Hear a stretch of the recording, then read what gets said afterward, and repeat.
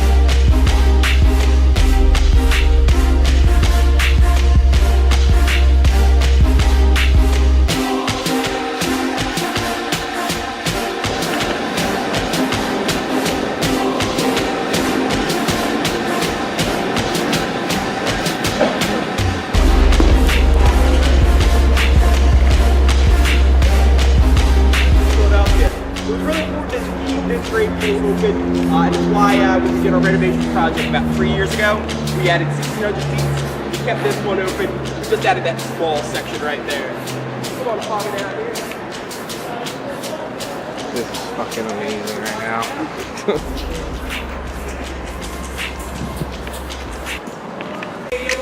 This one highlighting some of the greatest running backs in Eagles history. From Steve Van Buren all the way to Stanley Kirk, running backs coach Brian Westbrook, who you mentioned earlier, right? We have a lot of murals all throughout the stadium because Philadelphia is actually the mural capital of the nation. There's more murals around the city of Philadelphia than anywhere else. We wanted to incorporate that as well into the stadium. You'll see another one a little bit further down here. Also, if you went across the street, the Jet Row building on that wall is one of the longest murals in the country. At the time it was finished, it was the longest. I don't know if that still holds up anymore.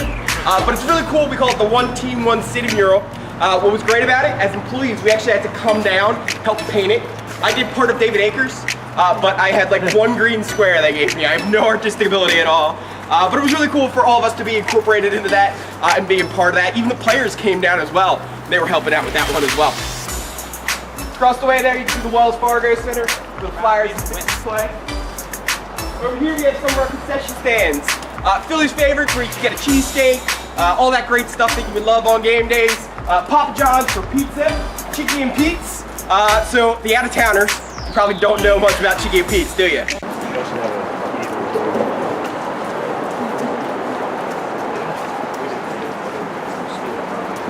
Things happen here. This is where the first zoo was, the first post office. Down the wall a little bit later, we'll see all the inventions that happened here in Philadelphia. Also, it's where a lot of people were born here. Musicians, Patti LaBelle, Will Smith. Warwick, Chris Maragos. You head down there, you can get to the first 2 rows, get a good view.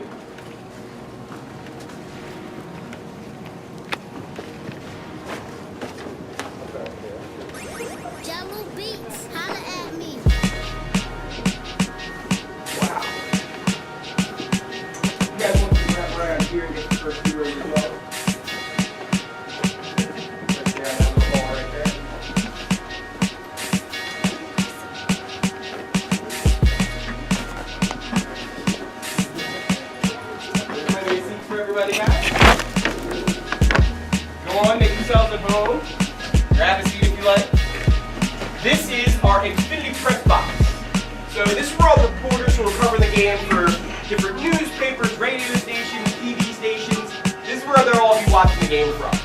We have 200 seats in here. Oh, right over here to your left through that window, you'll see those computer screens on the desk there. That's our video board control room. Size-wise, it compares a lot closely to the networks who broadcast the games in your guys' home. We have 14 cameras, 10 man, 4 robotic. Anybody been doing any TV shopping lately? You guys hear about those new 4K HD TVs? That newest thing everybody's going to want sooner or later. All of our cameras are 4K HD cameras, so we're future-proof in that aspect. Another thing I want to talk to you guys about before we move on, though, is, like I mentioned earlier, we have the open corner out there. One of the things you can also see when you look out is out to Cali.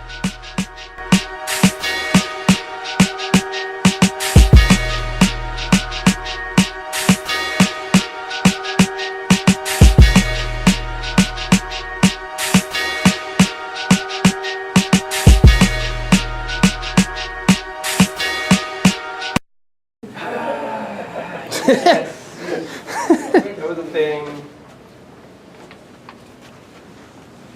So over here we have the dining area for all the reporters that want to get all kinds of free food, hot dogs, hamburgers, chicken fingers. Nothing too fancy, but all free for anyone with a credential. Then come on out here. Another thing I want to point out, over here on the wall we have our LEED Silver certification. I don't know if anybody's familiar with LEED and what they do. They basically will grade buildings on how green they are. It's very common for office buildings or new buildings to get it because they can kind of build to the qualifications that LEED holds. For example, it might be if you have, let's say, 100 people in your building, you can only use so many gallons of water per hour. That's something that really doesn't translate.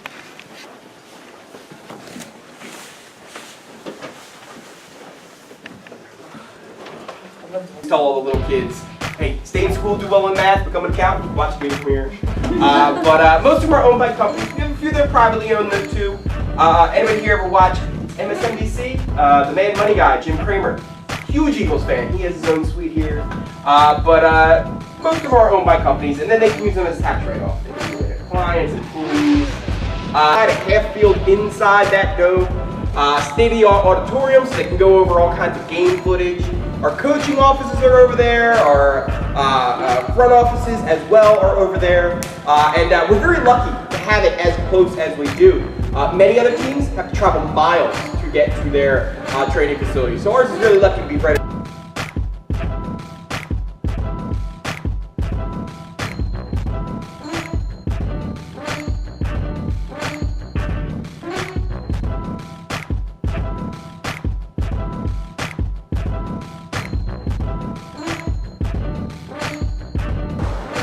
So we're here touring the Linc, and I must say this is a lot of stuff here. I did not know so much.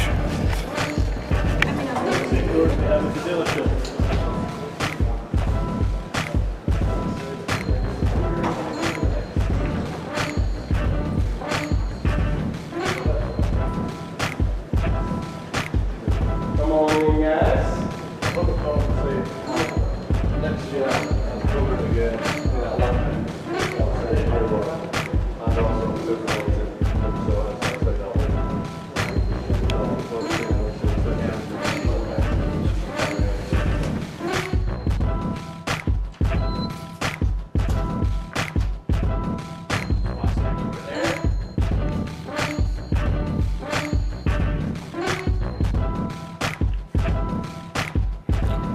I got you.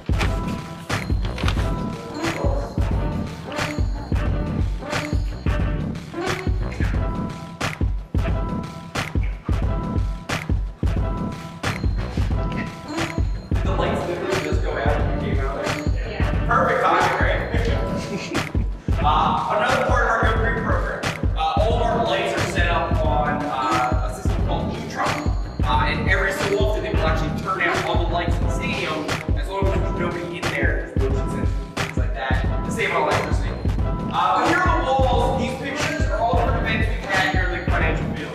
Back there, guys like Bruce Springsteen, U2, that U2 concert was actually our largest event we ever had here. And they're coming back again in June. Taylor Swift, you sir. Big Taylor Swift fan, right? Come on, you know you're down with Tay-Tay, right? Just gotta shake it off. Don't worry about the haters.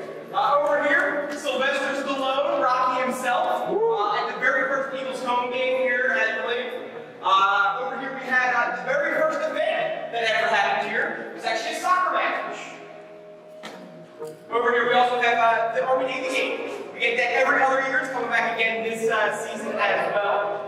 Other soccer matches that have been here before, the Gold Cup, which is actually coming back again this summer as well. Temple House, Temple University here in Philadelphia. Any Temple alumni here?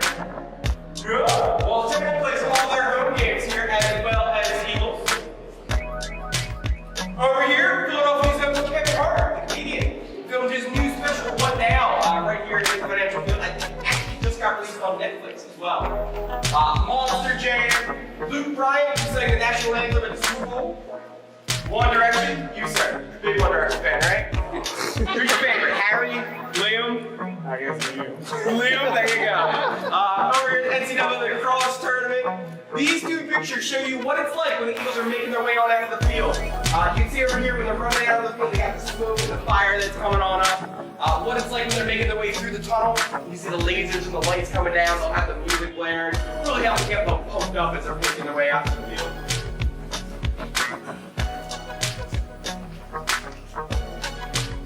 Those pillars that shoot out those big balls of fire right there. Don't worry, they're on safe mode. You're fine. The wings here that shoot out the smoke and the pods as they're coming on out to the game.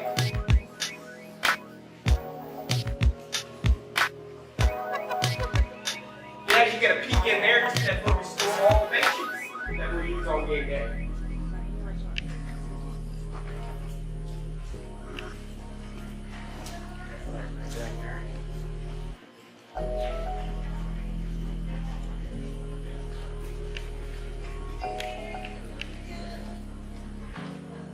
So over here we have the Eagles tunnel. We'll get back to that though. But we also have the Tunnel Club. Anybody here a baseball fan? You guys know Angels outfielder Mike Trout, reigning AL MVP, one of the best players in baseball right now. He's from South Jersey. He's a huge Eagles fan. He has seats in his Tunnel Club right here. So those windows actually open up as the Eagles make their way on out the field. The fans in there can cheer them on as they make their way out the field. Then in the back of the end zone, about 50 of them actually get seats right in the back of the end zone there. That's where Mike Trout's seats are. Then they watch that next home game against the Cowboys, which we won. Carson Wentz scored a touchdown. He ran over and gave that touchdown, that ball to Mike Trout in the back of the end zone. They've become really good friends. They've gone hunting together. He goes out to dinner with Zach Ertz. The 2 times they went to the Super Bowl. That 1960 championship I was telling you guys about earlier as well. There's another cool story. So you can see number 60 here, who's Chuck Benderek. I pointed him out on the Eagles Hall of Fame award as well. You can also see him here on the left with the real beat up face there. Looks like he was in a heck of a fight, right? So he had the nickname of Concrete Charlie. Not only because he was as tough as concrete, but while playing for the team, he actually worked part-time as a concrete salesman. That's how he actually got that nickname. But he was really tough. He was the last of the Iron Men, which means he plays both sides of the ball, linebacker and center. So he was out there for almost every play of the game. They also called him 60-minute men. Anybody want to guess how many minutes of play he missed in that 1960 season? 2. Here. He's a terrible driver, so do watch out. Yeah, that's how tough he was. Even when he tore his bicep. In an exhibition game, he went out there and finished it. Over here, 1948, 1949, back-to-back championships. Another cool story about this 48 championship. This was not only the first NFL championship that was broadcast on national television, it was also played in a blizzard. You can actually see the picture here of that game. The snow was so bad that the field crew couldn't get the tarp off the field. They had to pull both teams on out to help push the tarp off. In fact, also, if you go online on the YouTube and type in 1948 NFL Championship, you can see footage of this game. If you want to go up there and get your pictures, go on ahead. I know you all got to get those selfies. Go on.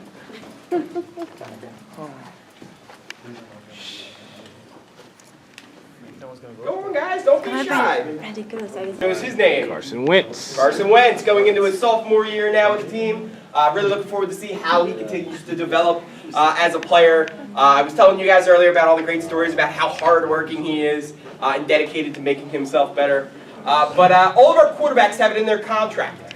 If they start the game, they have to come out here and speak to the press. They don't have a choice.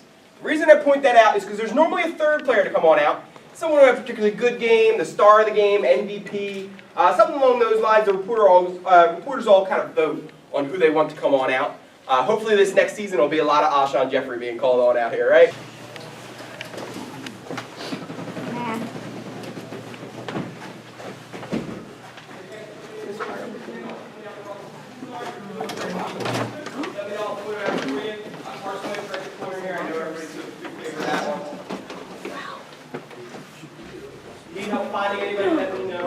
Oh my God.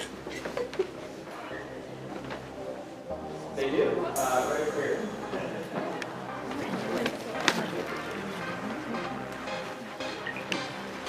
Okay. This corner here, we have kicker, punter, quarterback, Carson right in the corner there.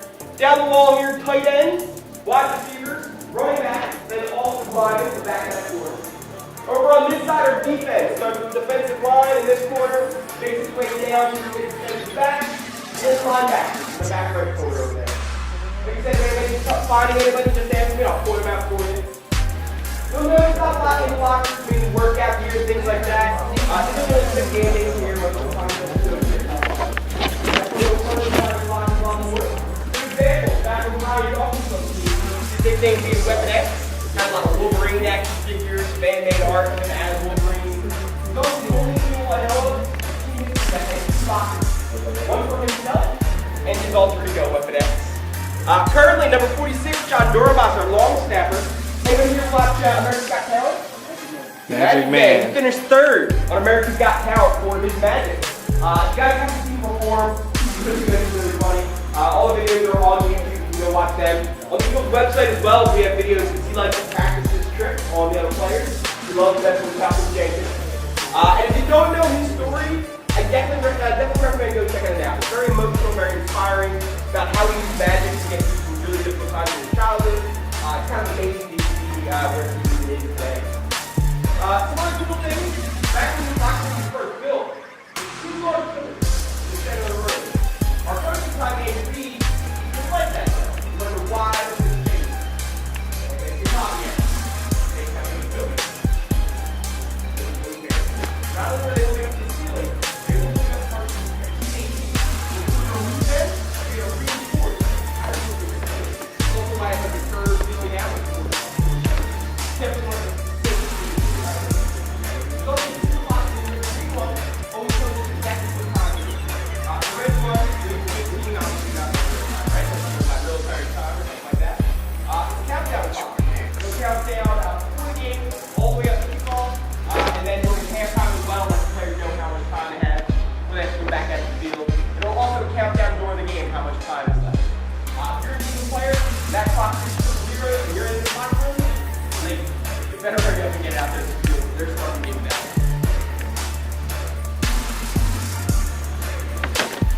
If anybody needs some fun, anyone that can go.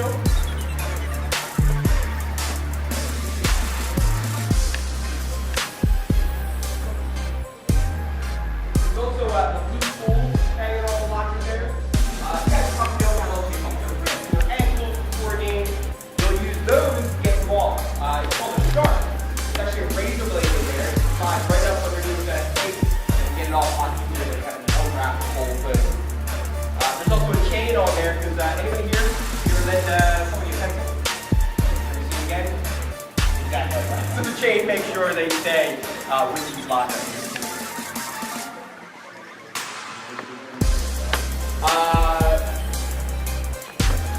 Definitely not. It's also not the same shape.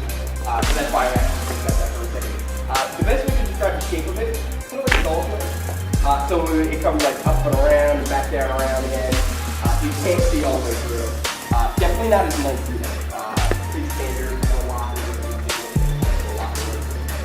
other than that, don't do much to kind of mess with the business needs. But it is kind of a tradition in sports. A couple examples I know of Denver. Their visitor locker room. This is all from fans who had come to my tours as well. They said the visitor locker room in there, the carpet has a pattern on it that's supposed to make you see.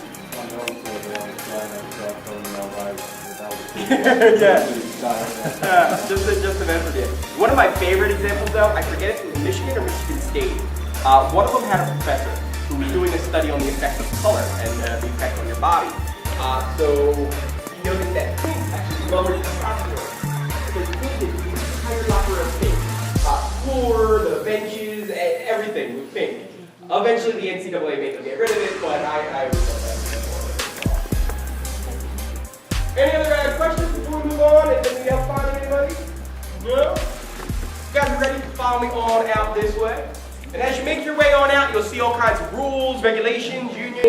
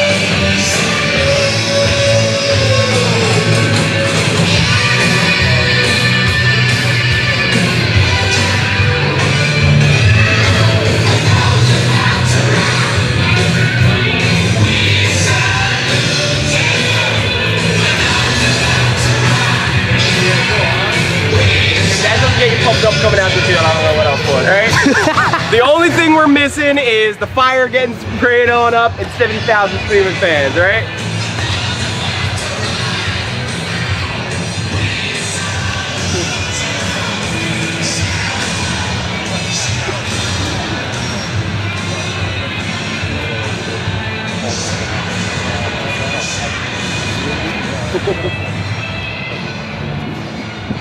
So that is how they come out to every game. They actually vote every year on what song they'll come out to. This year it was, for those about to rock. Last year it was also AC/DC with Thunderstruck. We'll see what they end up choosing for the upcoming season. But there are 3 players that don't come out to that song. John Durenboss, Caleb Sturgis, Donnie Jones, our special teamers. They're usually out here beforehand practicing the kicks and the punts and snaps and things like that. So they'll come out to their own song. So out on the field, a few facts about our field. We do use real grass sod. It's grown actually in 2 different places because we use 2 different types throughout the year.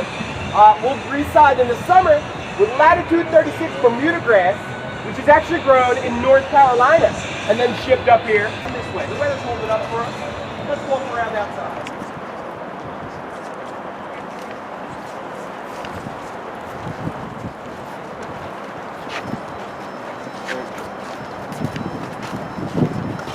Now, on the sideline, you can see we do have some artificial turf.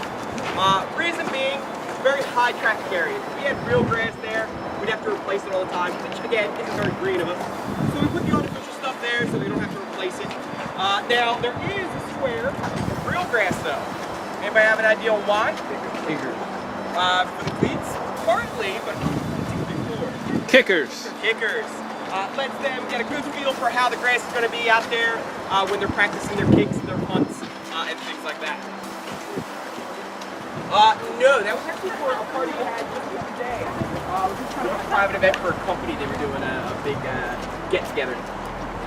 We even had a concert, and I believe Billy Idol performed at the concert.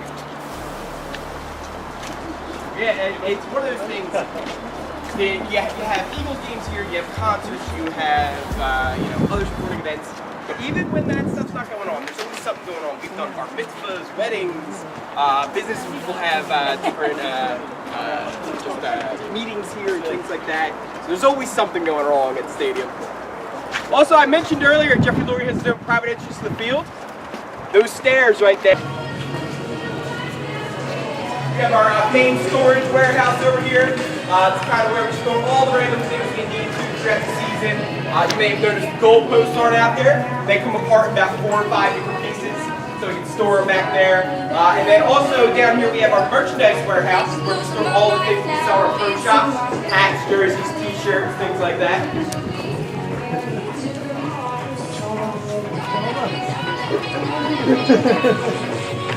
So, I don't think I went over history with everyone. I think I just pulled a couple of you little tidbits. But the Eagles weren't the first team in the NFL here in Philadelphia. It was actually the Frankfurt Yellow Jackets. They were founded in 1912, joined the NFL in 1924. Sadly though, for that, in 1931, their stadium burnt down. They had to cease operations. But good news for us, it opened the door for the Eagles to be purchased in 1933. Anyone wants to guess how much they were purchased for? Any guesses? Very little, sure. Very little? Very little. $2,500. $2,500. That was it. They were purchased by two men, Burt Bell and Lutter Ray. Burt Bell later went on to become sole owner, and later went on to become the Steelers owner for a time, and then went on to become NFL commissioner. In fact, he's the guy who started the NFL draft. The first NFL draft, which we're having tomorrow, the draft, was actually here in Philadelphia. Before the NFL started doing all the drafts in New York with Radio City Music Hall, there were actually 12 drafts that happened here in Philadelphia. So tomorrow won't be the first time. Come to the Eagles. Just watch that door there. That is the end of the tour, but don't run off just yet. I have another thing for you. But if anybody has to use the restrooms, I will be right back. You need to go take a shit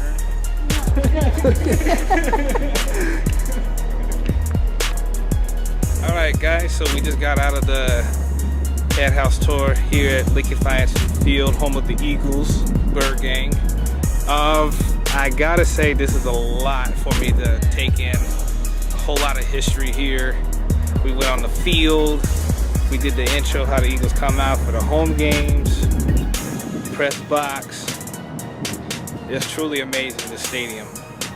So I have definitely got to get something done as far as going to a home game sometime this year. So that was it for the tour. It's your boy Cali BG, and I'm out.